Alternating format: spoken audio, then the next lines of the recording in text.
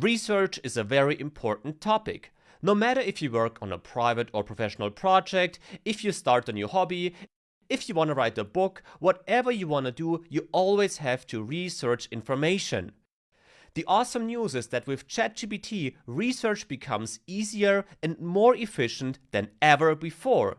So let's get started with a practical research example.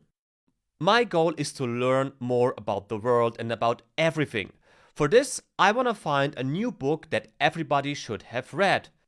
To be able to choose between different books here, I will ask ChatGPT the following prompt.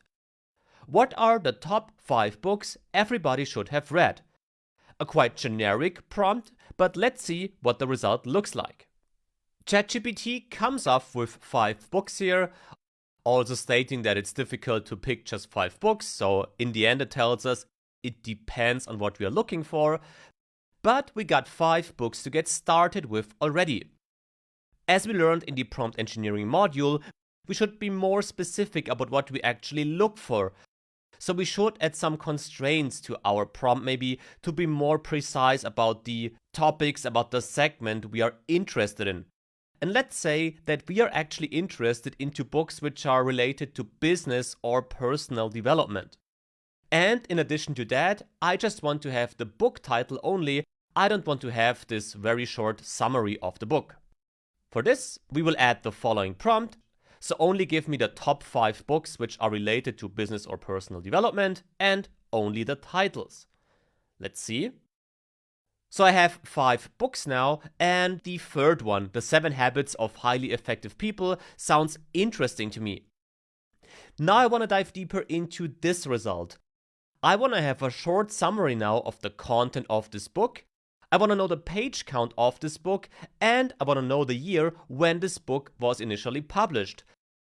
So again, we started from a very generic research, but now we're coming closer to a very specific book that we are interested in.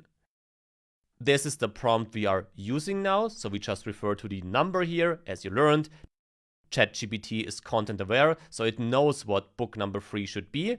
And now we should get the requested information. And now, with this more precise prompt, we finally have the result we were looking for. We found one book that we will read now. To make things complete, we can also ask ChatGPT where we can buy this book, and with that, we made our whole journey from a generic book research to buying a specific book. Of course, this is a very easy example, but it shows you that instead of Googling for books, which requires checking multiple pages, lists, and so on, ChatGPT provides a great output within just a few prompts. And by the way, instead of starting with a very generic prompt, as we had it with the top 5 books everybody should have read, we can also start with a more specific prompt. Like this here, where we want to have the top 3 books in a specific area with other constraints being added. Then we get a more precise, a more specific result with the first output already. Of course, your research is not limited to books in this case. No matter if you're planning your next trip, if you want to improve in sports, if you want to learn how to dance, whatever you want to do, you can always use ChatGPT for quite efficient research results. Always keep in mind though, we mentioned this throughout the course already, ChatGPT is all about patterns and probabilities, so you might have to double check the results from time to time to make sure the results actually reflect what you're looking for.